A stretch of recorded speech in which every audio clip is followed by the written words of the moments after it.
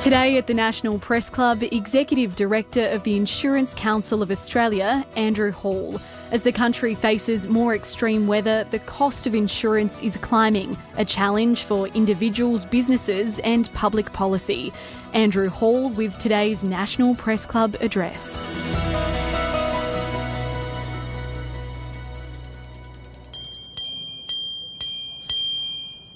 Hello and welcome to the National Press Club of Australia and today's Westpac address. My name's Maurice Riley, I'm the Chief Executive of the club. Our address is coming to you from the Ngunnawal and Ngambri lands. Our guest today is Andrew Hall, Executive Director and Chief Executive Officer of the Insurance Council of Australia. His speech is entitled Addressing the Protection Gap. Andrew will discuss the protection gap and the insurance affordability in Australia, putting forward options for insurers, communities and public policy makers to reduce risk and moderate rising insurance costs. Consumers are facing rising insurance risk driven by extreme weather events, inflation, changes to risk appetites and global capital markets. Andrew joined the Insurance Council in September 2020 from the Commonwealth Bank, where he served as the Executive General Manager, Corporate Affairs for 7 years. He's previously had similar roles with Woolworths. Notably for the Press Club, Andrew's professional career started as a journalist in regional New South Wales. And then before he moved to Canberra in 1996, where he worked in federal politics for 10 years. And from 2001 to 7, he was the Federal Director of the Nationals, leading the party as the campaign director for federal elections. His last address was back in 2004. Everyone comes home eventually, and we welcome you. So his career has covered journalism, banking, supermarkets, and now the insurance industry. He's very well credentialed for today's address. For those watching at home, you can join the conversation on Twitter, where our handle is @PressClubAust, and or you can use the hashtag NPC. Please welcome Andrew Hall to the podium.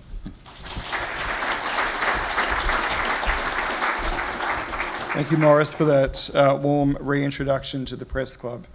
It's a pleasure and an honour to be here in Canberra this afternoon, and I too join in acknowledging the traditional owners of the lands we're meeting on here. Canberra, as we know, is a city that is nestled between Red Hill, Mount Ainslie and Black Mountain. It's a place that's said to have provided the Ngunnawal people protection from the worst of natural elements for thousands of years. Over recent years, however, it's proven to be a national capital that's also endured its fair share of natural disasters, along with its state counterparts. From bushfires to destructive hailstorms, modern Canberra, in this sense, is no different to the rest of the country it serves. There's also great significance, as Maurice said, for me to address you here as the Press Club here today about the impact of natural disasters on our country. I indeed started my career in the mid-90s as a journalist at the Grafton Daily Examiner. And one of the first big stories I covered, alongside a throng of big-name journos who had flown into town, was a major flood in the Clarence Valley. I doubt there's a journalist that hasn't cut their teeth covering natural disasters of some kind. And many members of the Parliamentary Press Gallery have followed a Prime Minister to a flood, a cyclone or a bushfire recovery operation. Like election campaigns, they are raw moments when politicians engage directly with the community in an unscripted and emotional scenes. Whether we've experienced them directly or covered them as reporters or indeed insurers, we all have some experience of natural disasters. In Australia, it's inescapable. But the story of this continent is that it is a place of incredible beauty as well as terrible harshness. It is a land of risks that demands respect, and in return it draws out from us a determined resilience. As a country and as individuals, we all grapple with questions about risk and safety. What risk in our daily lives is essential if we're to achieve our hopes and our aspirations? What risks can we remove, reduce or mitigate by diversifying or offsetting them? And what risks must we avoid at all costs because the outcomes would be catastrophic? Across history, people have always faced risk. We're living in a time now, though, where risk is being reassessed. The certainties we knew about the world are changing. Risk isn't receding, it's accelerating. We've seen it for ourselves. The Black Summer of bushfires, the East Coast flooding that became the most costly natural disaster in Australian history, and the second most costly natural disaster in the world last year. The growing weather volatility. If it's not La Nina, it's El Nino.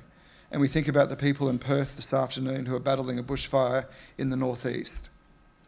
Inflation and the risk of ongoing and entrenched price hikes, a worsening geopolitical environment with democracies under threat, the pandemic and wars that have underpinned the reliability of international supply chains, increasing cyber threats to all sections of our digitally based and run economy. These phenomena are global megatrends, but there's another megatrend in Australia we excel at, and that is urbanisation and growing wealth in the very places most likely to be hit by extreme weather. Towns and cities by the water, where the climate is warm. All of these pressures have come together to create a perfect storm in insurance markets. Risk is being repriced. The pressures and costs are increasing and the trend lines are all going one way. Because of these pressures, insurers' input costs are going up and up. One of those costs is capital. For the last 2 decades, Australians have benefited from global capital markets who have been partners in underwriting Australian risk. One way this happens is through the global reinsurance market. This is where Australian insurers buy their own insurance. They do so to offset the risk inherent in having a relatively small customer base exposed to the same risks potentially happening at the same time. Reinsurance is our way of accessing a wider pool of protection when disasters strike. Year to year, the financial performance of the insurance sector can be volatile, and we've seen that in the years since the 2019 Black Summer fires. Reinsurance allows insurers to smooth their losses, protecting themselves and the Australian financial system from the impact of significant loss, usually the result of a large event. And reinsurance is how global capital has helped underwrite the Australian market. Australia used to be seen by reinsurers as a good hedge against events in the Northern Hemisphere, such as Japanese earthquakes or Florida hurricanes. Not anymore. Because of the trends I've outlined, which are happening across the globe, Australia is being reassessed. After wearing losses over several years in the Australian market, reinsurers are having to push through significant increases in the cost of their cover. This, along with other costs and other expenses, ultimately are reflected in the price of premiums that are passed through to consumers, from Parramatta to Perth, from Townsville to Tasmania. Some of those biggest price adjustments in nearly 2 decades have gone through the Australian domestic insurance system. All of this is occurring at a time when homeowners have experienced 13 successive interest rate rises over 18 months. Amid a cost of living crisis with interest rates and energy costs increasing, families and households are making difficult choices about their budgets. What this is creating is a growing protection gap. A protection gap is the extent to which potential economic losses are not covered by private insurance. It's the gap between the cost of recovering from the unexpected event and the insurance that is in place to cover that event. It's a difference between what should or needs to be insured and what isn't insured. It can exist in a household when the sum insured doesn't cover the cost of a rebuild. It can exist across regions and states when governments are called on to fund more of the community recovery costs because there is insufficient private insurance in place. As one of the great home-owning nations in this world, Australians know how important insurance is. Despite the recent increases in premium costs, we see Australians have tried to maintain their cover. But with households and businesses being squeezed, more and more are looking at reducing or foregoing their insurance coverage.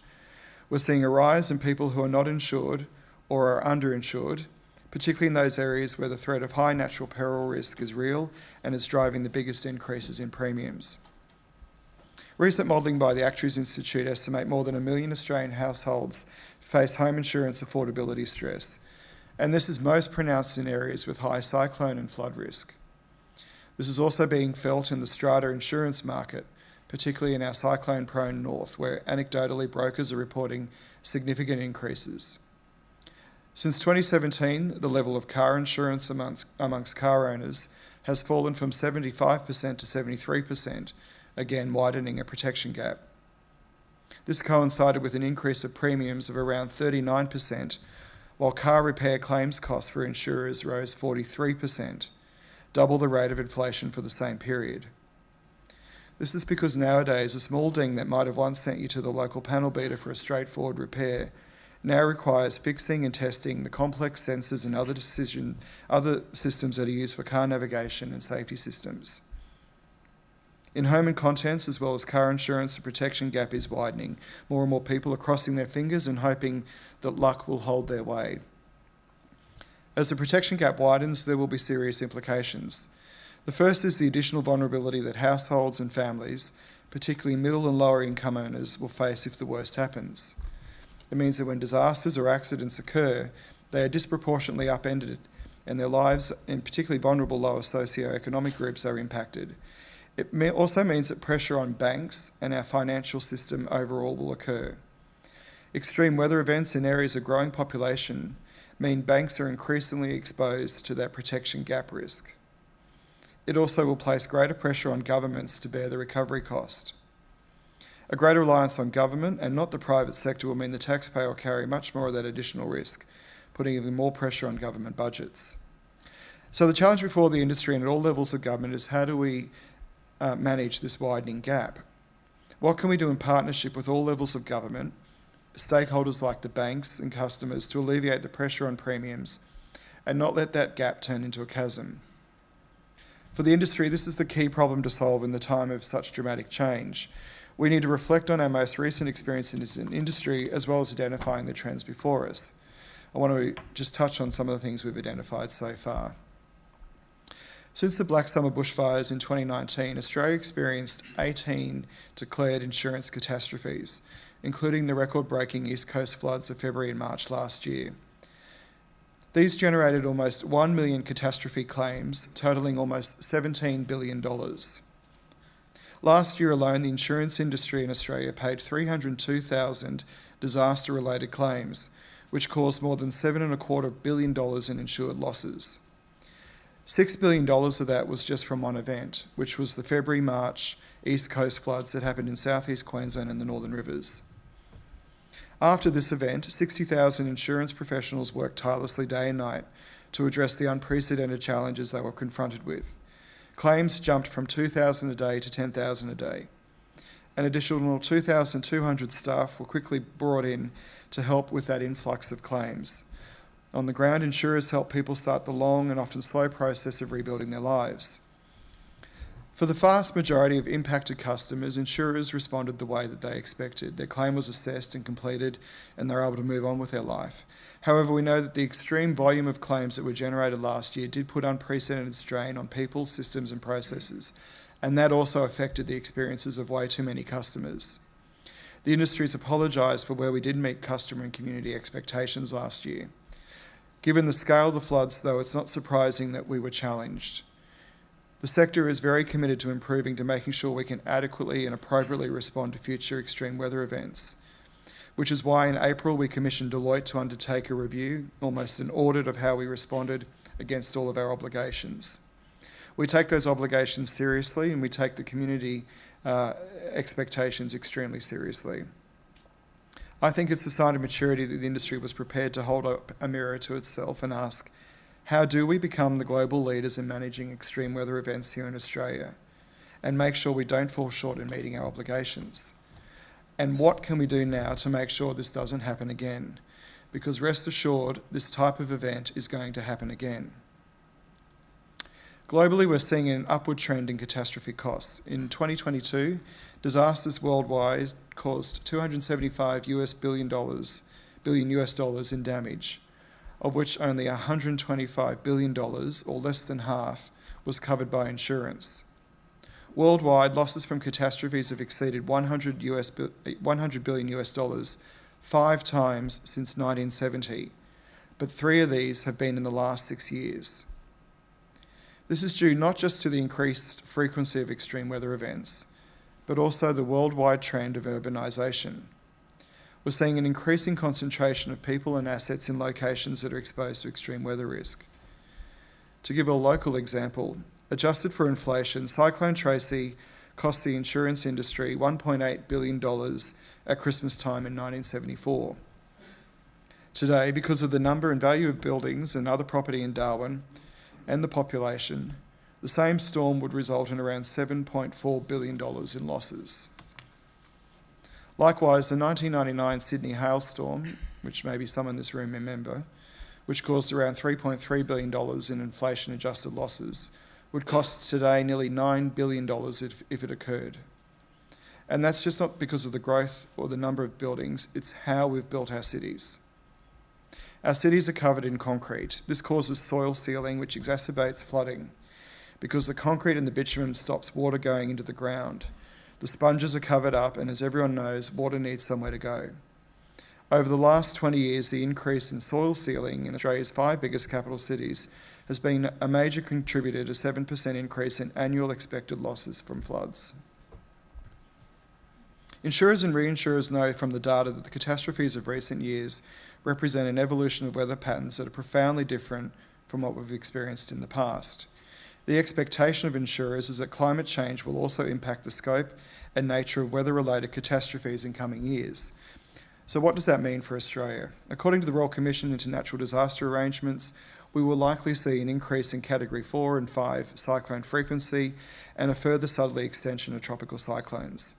And as we do, there are going to be more people living in their paths. As well, we will witness an increase in intense rainfall events, an increase in coastal and flash flooding, and an increase in extreme fire weather.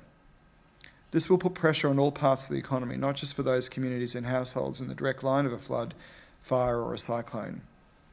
To give you an example of what I mean, following last year's extreme weather events, the floods across New South Wales, the NRMA received 90,000 calls for wheel and tyre damage caused by potholes. New South Wales taxpayers picked up a $2.5 billion bill to fix 128,000 potholes over 13,000 kilometres of road. That's just for repairing roads, not building new ones. The cost of more extreme weather will play out across the economy. Direct costs of extreme weather events to Australians are going to rise 5.1% per year before inflation until 2050, with the yearly cost to Australia at that time looking at around about $35 billion per year. These costs aren't here yet, but they are coming, which means mitigation of risk is crucial. As an industry, we're determined to keep driving the debate around mitigation because it is literally the only way we can limit some of these future costs. We've done that in the past when we advocated for seatbelts and random breath testing, or for building standards that made smoke detectors an integral part of Australian homes. Following the construction of a flood levy in Roma, Queensland, premiums in that town dropped by an average of 34%. A joint program between Queensland and the federal governments to improve the resilience of homes to extreme weather in that state saw premium reductions of up to 25%. When you mitigate risk, you don't just protect lives and property, you will take pressure off the cost of premiums. And that must be the focus of industry and government now as we move forward to tackle this protection gap. We must de-risk, remove impediments to insurance, and identify ways of removing costs on insurance products. There are long-term, medium-term and immediate actions we can take to help make sure that insurance remains affordable and accessible into the future. Let me just address some of those options. I want to start with the long-term because they're the hardest to deal with.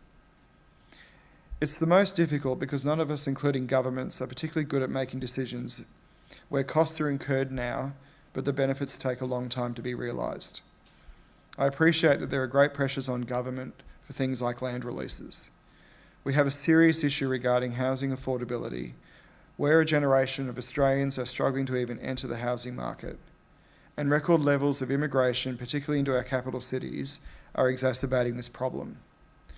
The temptation for governments is to take shortcuts on land release, but the lesson of past years is that we must incorporate natural disaster risk now into decisions made about land releases. Last December, the National Cabinet declared that the days of putting homes on floodplains must end. We agree. The Sunday Telegraph, recently on its front page, got it absolutely right when it said about the Hawkesbury Nepean that we are releasing land that is in a bathtub. It has to stop. The recent decision by the Minns government in New South Wales to halt development in parts of Sydney's northwest due to flood risk was the right one. It was the right decision on planning grounds, and it's the kind of long-term thinking we need to see more of.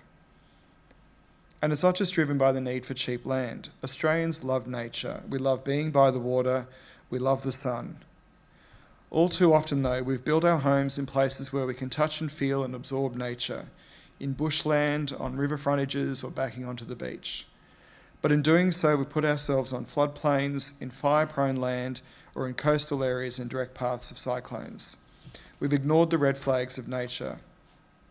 Too often we've seen warnings of something called a 1 in 100 year event, and we think of that as an invitation to roll the dice. The problem is that we're finding these old probabilities, the risk of cyclone and flood in particular, are in fact increasing. And those probabilities will continue to increase as the climate changes. So we need to plan better, particularly as our population continues to grow. In the medium term, we must mitigate risk, not just to put downward pressure on premiums, but to better protect lives and property. In 2014, the Productivity Commission found that 97% of disaster funding was spent after an event, with just 3% spent on mitigation measures before the event. This has to change. The good news is that there is a shift happening. The federal government, led by Assistant Treasurer Stephen Jones and Emergency Management Minister Murray Watt, are demonstrating real commitment to addressing the protection gap by coordinating various branches of government. As part of its first budget, the Albanese federal government launched the Hazard Insurance Partnership that's become a single touch point between government and the insurance industry to share data and information around mitigation infrastructure and reducing risk and insurance costs. We welcome the establishment by the federal government of the $2 billion Disaster Ready Fund for disaster mitigation projects. Matched by states and territories over time, investments at this scale are projected to reduce costs to government and households by around $19 billion. However, given the scale of the challenge, the program should definitely be expanded to be permanent, to be ongoing, and we think this program should have a focus just on hard infrastructure. The amount of money invested by governments should at least rise with inflation, ensuring that it doesn't decline over time. We can mitigate risk by further strengthening the National Construction Code. We must build resilience into the code. Homes must be built that are durable for the environment in which they sit for the next 100 years plus. Yes, it will add to the upfront costs of construction, but estimates are that strengthening the code can reduce the cost from cyclones by up to $2 billion a year. We are working with governments to constructively identify ways of reducing regulatory duplication across the industry. The twin peaks of insurance regulation, APRA and ASIC, have served Australia very well. No one ever wants to see another insurer collapse like HIH did in 2001. But work can be done to reduce duplication of effort and reduce unnecessary costs. Given the financial services sector, good line of sight of proposed regulatory changes would allow us to understand and better plan for changes that have significant and costly operational impacts. This works in the UK through their regulatory initiatives grid, and I know it's an idea that's supported by the banking sector and others. I note yesterday the comments of ASIC's chair, Joe Longo in Melbourne, that Australia is looking how it could adapt that concept here. We also need to ensure our strong regulatory environment doesn't stifle innovation in insurance products, delaying or limiting our opportunities to take up new ideas here in Australia. It's not just the rules that can be the barrier to innovation, but also the compliance burden. When insurers have compliance enforcement teams that start to outnumber those managing claims, the balance tips and the costs increase. We must always be checking we've got a sensible balance. As a country, we've also become increasingly litigious. We may have a British legal heritage, but we are fast mirroring the worst aspects of the US system. This has contributed to a court-determined payouts impacting on public liability cover, which has over the last 3 years experienced combined loss ratios above 100% and peaking at 120%. In other words, this line of insurance has been losing money. Public liability cover is vital to the economy, to businesses and to the community. But as public liability insurance prices rise in response to the growing risk of expensive court action, this impacts the ability of community groups like P&Cs, RSL clubs, charities and sporting clubs to undertake their activities. Likewise, it affects every business, from the smallest operation to major projects. Without public liability and professional indemnity coverage, our economy would grind to a halt.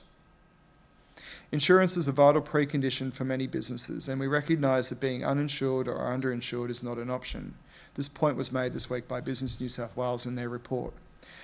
But we need to have a community debate about civil liability settings, because the trend in litigation practices and outcomes is putting great pressure on providing insurance into this market. And then what are the immediate actions we can take to reduce the protection gap? The most immediate area we can actively reduce insurance gap is by bringing down the cost of insurance in relation to taxes and charges. The second biggest component of a premium after the peril cost is tax. I repeat, the second biggest cost in your premium is tax. So when we talk about insurance affordability, know that there is something that all governments can do to bring down premiums immediately. I'm not suggesting we remove the GST, which is charged across almost every goods and service. With the exemption, though, of right here in the ACT, insurance customers across Australia pay stamp duties as well as a GST. These taxes have the greatest impact on low-income earners and the most vulnerable, particularly where premiums are high. In New South Wales, all insurance customers have also been paying the Emergency Services Levy, so they pay the stamp duty, the GST and the ESL, which by itself has been adding up to 18% to the cost of a home insurance product. Again, I'm going to praise the Minns government for their announcement last week that they are going to abolish this terrible tax. We've been campaigning for the reform of the ESL for years, and this change is the sort of approach we need from governments to address the affordability issues. I note the Tasmanian government too is undertaking much needed reform in this area. Because for a long time insurance has been seen as a taxation cash cow, little different to alcohol and cigarettes. But insurance isn't a cigarette or a vaping product that harms your health, nor is it an alcoholic beverage where tax and price can moderate or temper behaviour. Nor is it a one-off purchase like a home. Insurance is a community good, and it's a community good that's purchased every 365 days of the year. It allows community to share its risk, to make risk more manageable for individuals. By pooling and pricing risk, it means that people can be protected on a bad day or on their very worst day. This is the private sector helping manage risk. Not just managing that risk, but taking that risk off the government's books. If insurance policies for houses or cars didn't exist or were priced out of reach, then the population would demand it of government. But if the protection gap worsens, there will be calls for governments to close that gap and provide that protection. For the sake of our future protection and productivity, Australian governments at the state and federal level need to have an eye on reform of things like insurance taxes. The federal government is our insurer of last resort. There is a clear opportunity here to think about how to incentivise the states to lower their insurance taxes and ensure more people have the private cover that will protect them. It's not in our Australian ethos that only wealthy Australians can be protected from catastrophic loss, but that the rest of the community must take its chances. We need to manage this protection gap so that does not happen. Our job as insurers is to help Australians manage risk. Every working day, the industry pays out $150 million in claims. That's $150 million each day helping Australians deal with the unexpected. Insurance is vital for households, community groups, businesses, press clubs, the productive capacity of the whole economy. We must keep insurance affordable and accessible, and we can do it by working in a partnership on the challenges in front of us, by focusing on the trends, by mitigating the risks, and by removing unnecessary costs. Australia needs to be able to tell the world a better risk management story. We need to show them that we are world leaders in building communities that are resilient and durable to the climate in which they're going to be living for the next 100 years or more. We need to show the world that we're willing to learn from past mistakes and not repeat them into the future. We need to provide our fast-growing population with safe places to live and do business. And as where I started, we need to provide fewer opportunities for the press gallery to travel with Prime Ministers to the aftermath of extreme weather events. We need to lessen the impact of living in Australia on Australians. By working together, governments, insurers and communities, we can prepare for the future, and in doing so, ensure we don't end up with two classes of Australians, those who can insure against risk and those who can't. Thank you.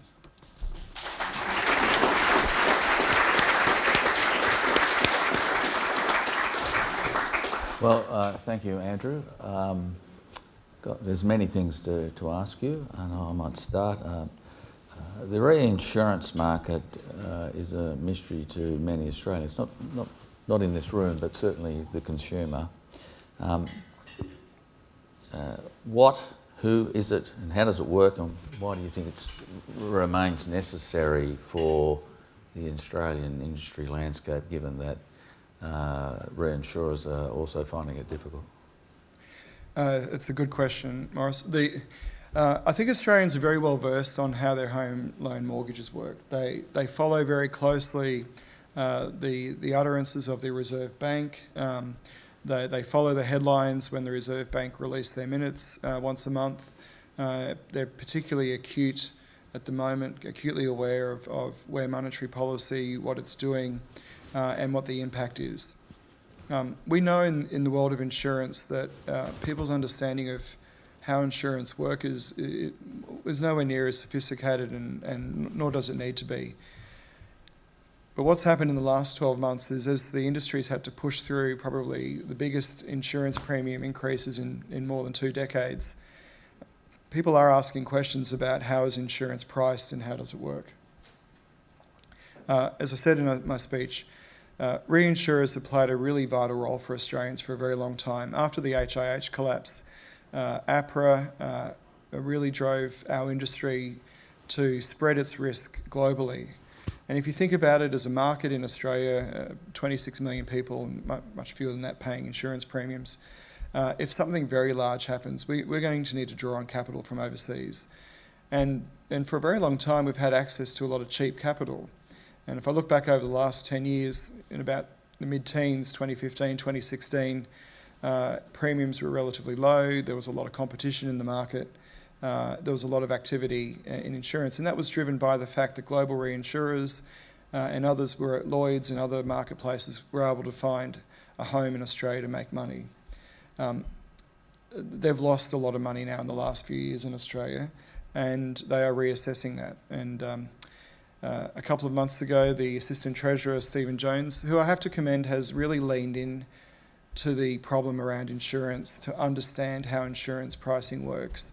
Deliberately, he led a delegation to London where we met with the global reinsurers, we met with brokers, we met with Lloyd's, and we heard firsthand their message, which was they like Australia. Australia is a very important market to them, very important.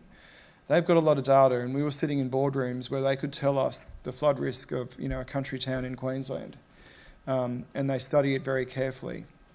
And their message was simple. We're losing more money than we are investing in Australia, and that needs to change. You've got a 5-year window to turn things around in Australia. You are capable of doing it. You've got the regulatory frameworks and the like to do it. It needs to happen. So I think it's really, it's provided us with the impetus to go and come back and have conversations. And one of our problems we've got with insurance is that we deal with all 3 levels of government because it impacts us. We've got the federal government that regulates us. We have the state governments that regulate and tax us. And then we've got local government that approve housing estates in swamps and then turn around and ask for their homes to be insured. So we've got this tri-level challenge in Australia to try to get all the balls lined up to make sure that the right decisions are made moving forward so we can reduce that risk. Just staying with the theme of reinsurance, should reinsurers and Australian industry, should they be separated business? Should Australian insurance also be a reinsurer for other Australian insurers? It doesn't happen very often. But, I think they are separated, and separated for a good reason, so that you don't have contagion of risk if one was to collapse and the like.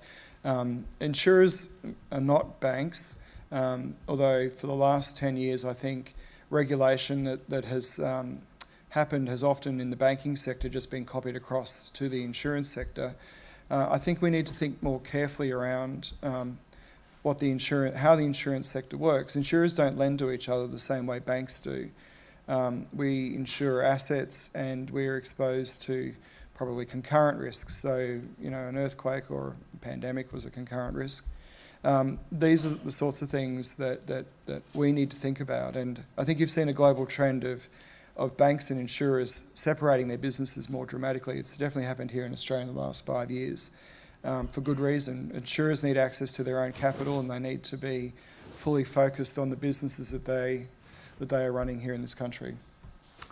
before I bring Poppy Johnson in from AAP, usually when there's difficult markets, regulators look for greater levels of capital reserves or adequacy. What's your understanding of what our regulators want in terms of capital backing? Australia has long had a very conservative approach to its capital management frameworks. It's served us very well. We've seen that in our banking sector, and we've seen it in the insurance sector. Lessons were learnt from things like the collapse of the State Bank of Victoria and then the collapse of HIH. The downside with that approach, though, is that we are cutting ourselves off access to cheaper capital. And we heard when we were overseas in London that Australia probably doesn't have access to around 15% of the world's capital that's used in insurance because of our settings. Now, APRA are working with the industry, and I've got high regard for them. They're actually convening a roundtable with insurers in coming weeks to talk about alternative capital sources for insurers, and we welcome those dialogues. I think it's critically important for both our very large insurers, but also we've got a country that is served by mid-tier players. We've got a country that's served by mutuals who provide insurance, by state-based motoring clubs. They all need various sources of capital to fund their operations and remain competitive in this market. Okay. Poppy Johnson. Thank you. Thanks so much for your speech. You touched on the tension between the shortage of homes and the need to build as the population grows, and the threat of building homes on city fringes where there is land but it's at risk of floods and fires. Do you think policymakers are adequately balancing these competing interests? And I know this is a bit left field, but do you think the challenges with building higher density housing in already built up areas is adding to the problem? I think there is a mindset shift happening, and that started with the National Cabinet decision last year of no more floodplain development. But to the heart of your question, what does that actually mean, and what are state governments doing? We convened a roundtable in the middle of this year with builders, developers, planners, the Property Council, the master builders, local government associations, and across the board we're all on the same page. By and large, none of us want to see the mistakes that have been made in the last couple of decades repeated again. And this decision that was handed down in Sydney a couple of weeks ago to reverse development around Marsden Park North, which would have put 2,500 homes on a flood area that, according to our maps, is a 1 in 20 zone. In other words, you'd flood every 5 years if the probabilities played out. It was an eminently sensible decision. Now, that land is valuable for other purposes. It can absorb other needs that Sydney has. Sydney, unfortunately, is in a basin. Its only real option is to go up, not further out, or not further down. I think that's probably the better description. Building down into the walk isn't going to be the smart idea. We need to be able to be putting homes in locations that we know are out of the flood reach. Just to be clear about Western Sydney, it is the Southern Hemisphere's largest unmitigated flood risk community. If we have a flood there that we had in 1893, which I think was over 20 metres of water down the Hawkesbury Nepean, we would see at least 5,000 homes destroyed and a couple of 100,000 people displaced for a period of time, which would be a huge event for Sydney. So we know that Sydney is the mother of all events if we have a bad flood in this country. So exacerbating that problem by further developing in that area is simply the wrong call. Ben Westcott from Bloomberg. Ben Westcott from Bloomberg. Sorry, thank you very much for your speech. I thought there was something interesting you mentioned there in your answer to Morris's question, the 5-year window that reinsurers said Australia had. What happens if that 5-year window isn't met? And just on sort of a subsidiary question, all the problems you mentioned that are spiking insurance premiums are big problems. They're things that there's not an easy solution to. Things like where to build houses, things like climate risks. In the short to medium term, can Australians just expect their insurance premiums just to keep going up and up and up in the short term? I think just to put people at ease, I think the increases we've seen in the last 12 months will likely moderate over coming times. One of the opportunities insurers have is, in fact, rising interest rates give the investment pools that they operate, where the money goes, a better return. So if we have a quiet summer this year, we're all hoping that what we're seeing are just spot events and it doesn't manifest itself in anything terribly large. And things calm down and the investment pools start returning, I think we will see a moderation of that trajectory of the increase, but they're not going to return back to the levels that they were in 2016. We've got an elevated cost now baked into the system, and so consumers do need to adjust around all of that. Now, when we look around the world in terms of 5 years, we're not going through this on our own. Every developed country around the world is absorbing massive increases in insurance premiums. We can look at markets that have tried things and we can learn from where they've worked and where they've made mistakes. One market we look at very carefully is California. It's a similar size population, similar type of an economy to Australia, fast growing population, also have developed largely in the wrong locations. They have very heavily tried to regulate the problems of insurance through laws. And I would say at the end of that experiment, we're seeing a disaster in insurance coverage.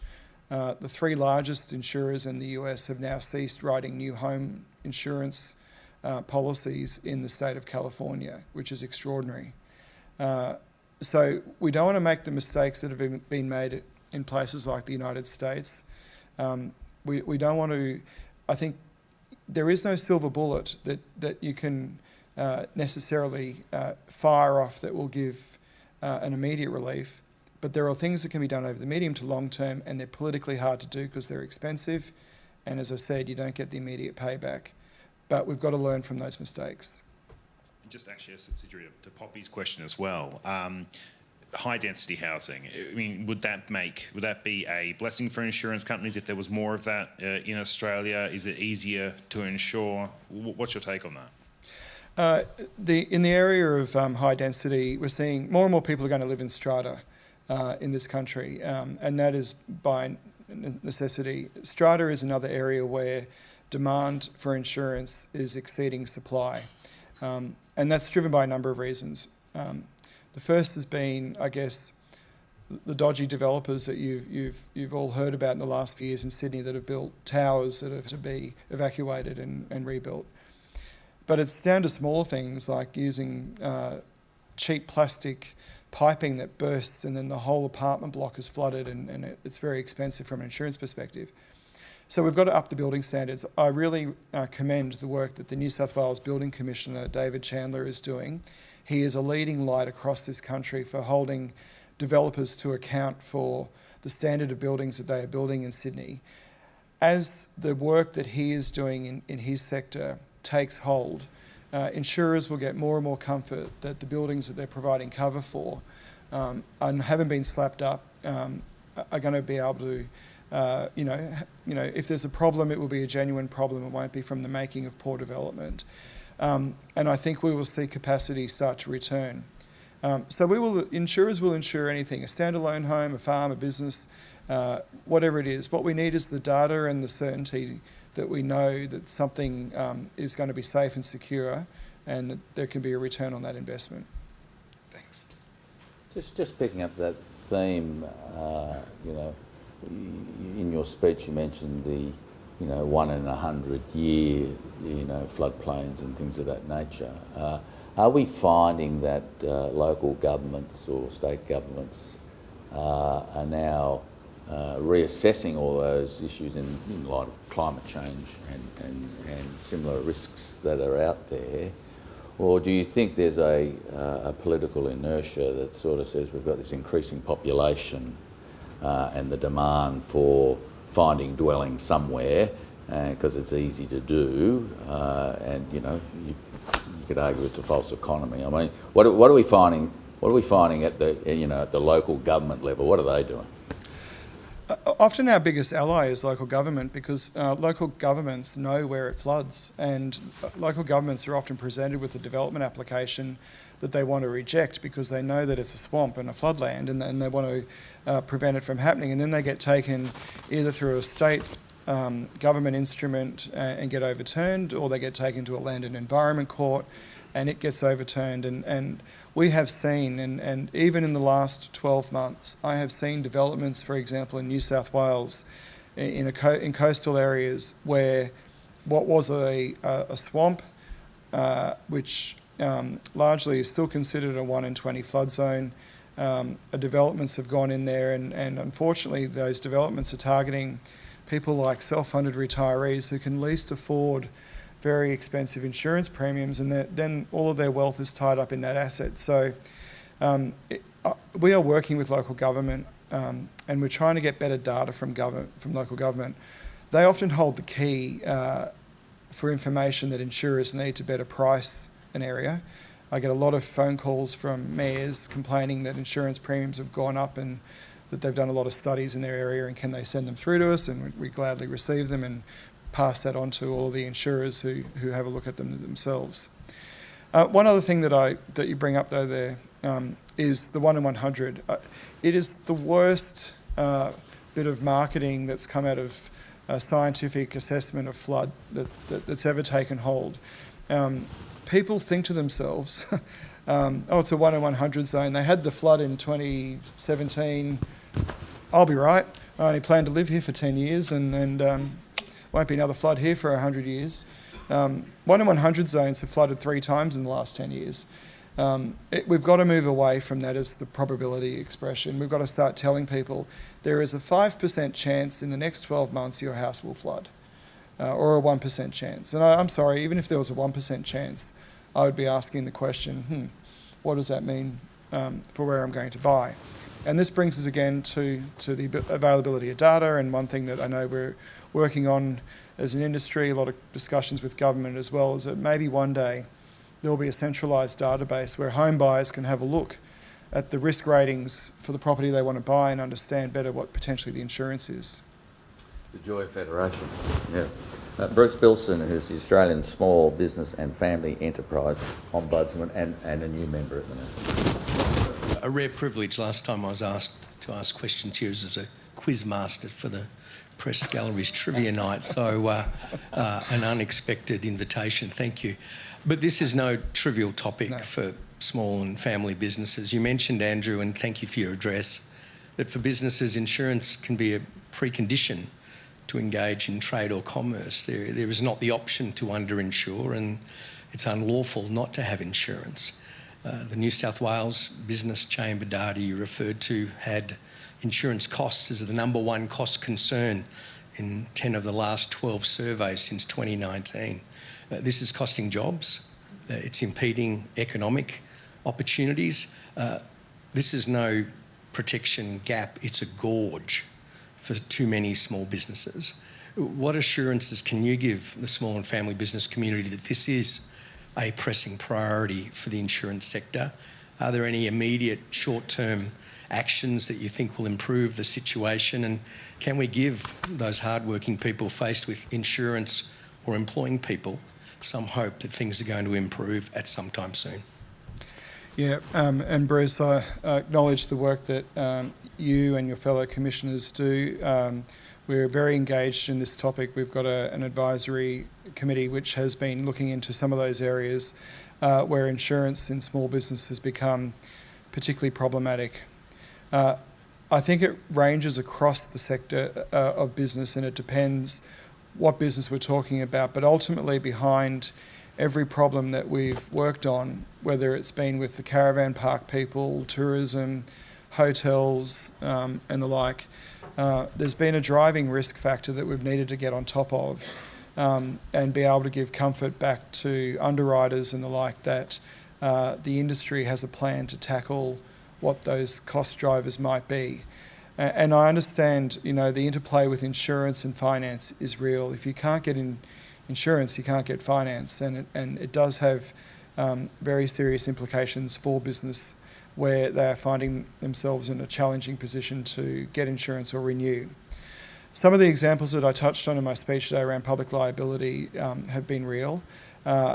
If I can use the caravan park example, and they've done a lot of good work to uplift the standards in their sector, and I see that insurance has come back into that market, which is good, and they're starting to find people that are willing to underwrite again their operations. But it was driven by the growth of the large caravan parks where you can take your kids and they can play on water slides and swim in the pool and do all of that.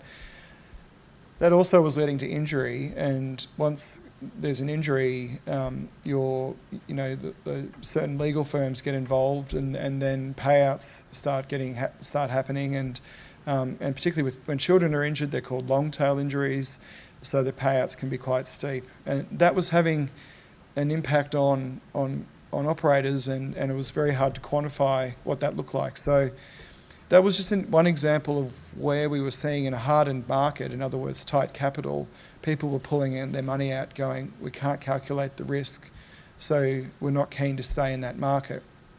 Now, equally, we are aware of some sectors where availability is so acute, we need to do more work on that. We've got a commitment of the Insurance Council amongst our major CEOs that if we do get a sector that's completely devoid of insurance, they will come together the same way they did post-HIH and see if we can come up with a community scheme to be able to get that sector going again. We've had a couple that we've examined. We haven't gotten to that point because eventually we've found someone to get back in the market, and that's what we want. We want to be able to find and get the market working again rather than cobbling together a rescue type scheme for people. Supplementary? Oh, thank you, Maurice. That's very generous of you. Andrew, you touched earlier on mitigation, and your examples there talked about a collective risk management, risk mitigation effort. The 1 in 100 years nomenclature not serving people well. Perhaps another one is the mitigation conversation, that businesses that do all they possibly can with a blemish-free, claims-free record, finding they're actually assessed against a group or a neighbourhood or a class of activity where they alone, their actions won't shift the dial. Is that another area where we should reframe the conversation and give strength to your argument about the group needing to act? It's not enough for a lone ranger doing good things. And what I say to those examples, Bruce, which I acknowledge happen quite a lot, is number one, if we've got something that insurers can rely on, for example, an industry certified standard, if an industry or an operator can say, I meet our industry standard, it gets checked every year, and that can go into the mix, we often find that immediately provides a measure by which insurers can respond to that. And I think there are some sectors that I would really encourage to come together, and I'm seeing that already happening in the live music space, where we've seen, I think, the good live music venue operators probably wearing the cost of those that aren't so good, that have sort of, infected the whole sector. So where we can work together and uplift standards, I think that's critically important. And as I said, we're always willing to work with you and your colleagues on trying to do that. And I accept, though, that people do try very hard. And again, it's a brokered market, small business insurance. So I always encourage people to speak to your broker and get them to do some shopping around as well.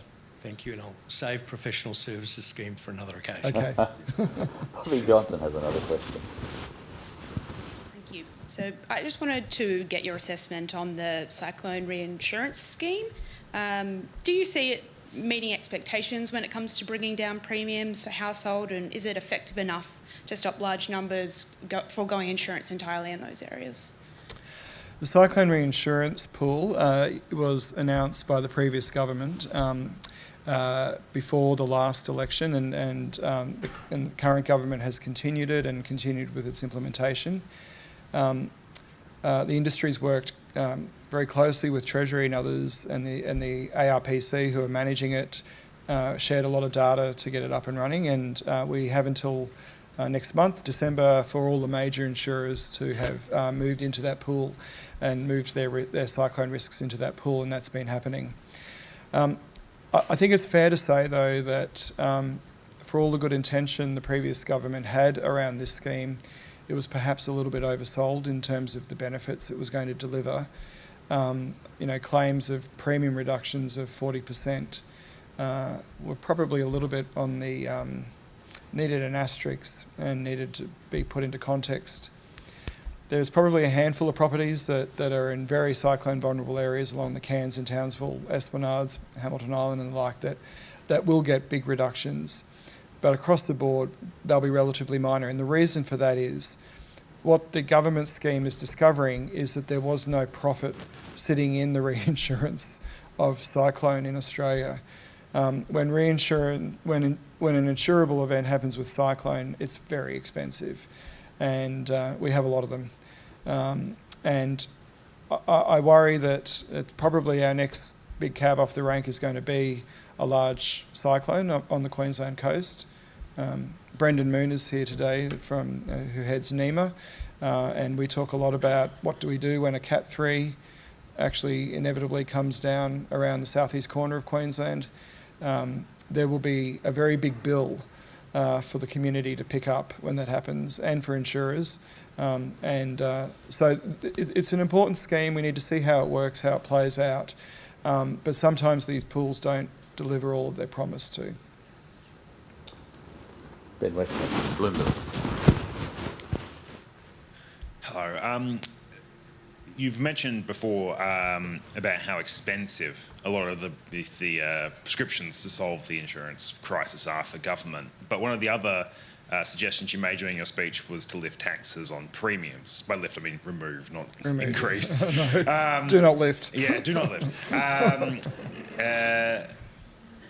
I mean, shouldn't the insurance industry of all industries know how important tax is because of that huge government bill for doing all the things that you've asked them to do to help lower the danger for disaster risk to these communities? And I suppose a subsidiary to that, do you think that the government is doing enough to help lower insurance premiums?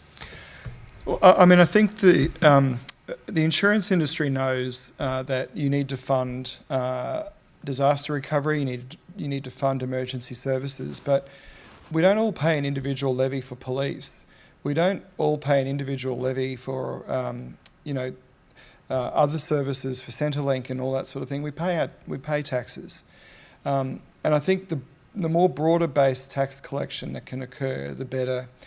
We are agnostic about how the states make their arrangements because they've all got different schemes in terms of state land tax and all that sort of thing. But we think that stamp duty reform, it may not be the elimination of it, but it could be the reform, is something that should be kept firmly on the agenda. For example, in Queensland, Queensland's enjoying a windfall of revenue from stamp duty at the moment because premiums have shot up in Queensland, driven by everything I've talked about today. So when the premium goes up, so does the tax take. I would argue that in Queensland, particularly amongst all states, 60% of all natural disasters happen in Queensland. And no jokes about I am a Queenslander, so I'll wear that. But maybe what the Queensland legislators should be thinking about more is how do you directly take some of that money from that stamp duty take that you are taking from insurance and apply it directly across to the sort of work that needs to be done. Strengthen roofs along the coastline. Buy back homes that were built in the wrong location in Brisbane and Mackay and Townsville and all those other areas. Build flood levees that are needed. I think if we could see more of a direct line of the tax that's taken out of your insurance policy being spent on things that strengthen and protect your community, I'd probably feel a little bit more relaxed about it. But we don't. We see the money just disappear into general revenue, and it feels that every budget cycle, I mean, everyone has to sing for their supper, I accept that, and we're seeing the challenges that are happening in the infrastructure portfolio at the moment, but this is key infrastructure for where people live and how they're protected, and I think it's important that governments start closing the gap on understanding what the return on that investment looks like. And is the federal government doing enough at the moment to keep those premiums down? Well, as I said, when the government got elected and in their first budget and their work ever since, there's been a demonstrable mindset shift. And the way I would explain that is we now have the Treasury portfolio and the Assistant Treasurer who's responsible for insurance sitting alongside the Minister who has the cash to improve the situation, and together they're working out where to make investments. Now, I think it's the right thing, and what I would say though, and you'd expect me to say this, I don't think they should have $1 billion. I think they should have $10 billion. They're going to spend $1.5 billion, I think, Brendan, on just the Northern Rivers and Queensland alone in the recovery from just one flood event last year. If we look across the country, the total cost to actually mitigate and improve what we need to do in this country is much more than that. But I think once we start proving how the system can work, and how industry and government in a public-private partnership can work together on this, then maybe we get the case of the budget to get more money. Thanks. We're getting very close to time, but I thought we should ask about cyber security. It's on the tops of everyone's minds. Small business, large business, certain telco, and insurance is now a product. In fact, this medium business here for the first time took out cyber security insurance, a very persuasive broker who's in the room. The question I'm really seeking to ask is that what sort of data are we going to manage? How is the industry going to price this risk going forward? It's all very new. It might be an opportunity to centralise the database, all those sorts of things. Look, cyber is a really challenging area, and it's one where the protection gap is enormous. I think in small business, only around about 20% of small businesses have some sort of cyber coverage. I'm looking at Aki here. It is a woeful gap. It's the modern day version. When it comes to small business, it's the modern day version if you don't have the protection of leaving your jewellery shop unlocked at night and not having a proper safe to put things away in. So we've got to do more, and more is being done. I think the announcement this week by the government is again a step in the right direction. What insurers need is data, and if we can get more data and understand what's happening in terms of cyber attacks on businesses, we can better price the product. It should be better integrated into a business package that people take out. What it does do, those people that do have cyber coverage, is not only will it compensate you often for the financial cost of the loss, but insurers will give them access to cyber experts who can quickly recover the data, put in the protections needed to get them out of your system. They can even bring in a PR firm or something like that if you need to talk to the media. So I think on the small business front, the money that's being announced and the initiatives there are very welcomed, and we need to roll them out quickly and work in partnership with government on all that. On large companies, though, the problems we've seen in some very large companies in the last 12 months in Australia, that's a different level altogether. And one of the elements that insurers globally are watching very carefully on this is the presence of state-based actors. Cyber is an action of war. They talk about the 5 steps of war, with shooting being the last option. But cyber is nearly, towards the end there. And I think we're watching very carefully how some of these businesses globally are being taken down and taken out. And again, from an insurance perspective, what we need to be able to do is really accurately price that risk so that it doesn't in turn send insurers broke if the worst happens.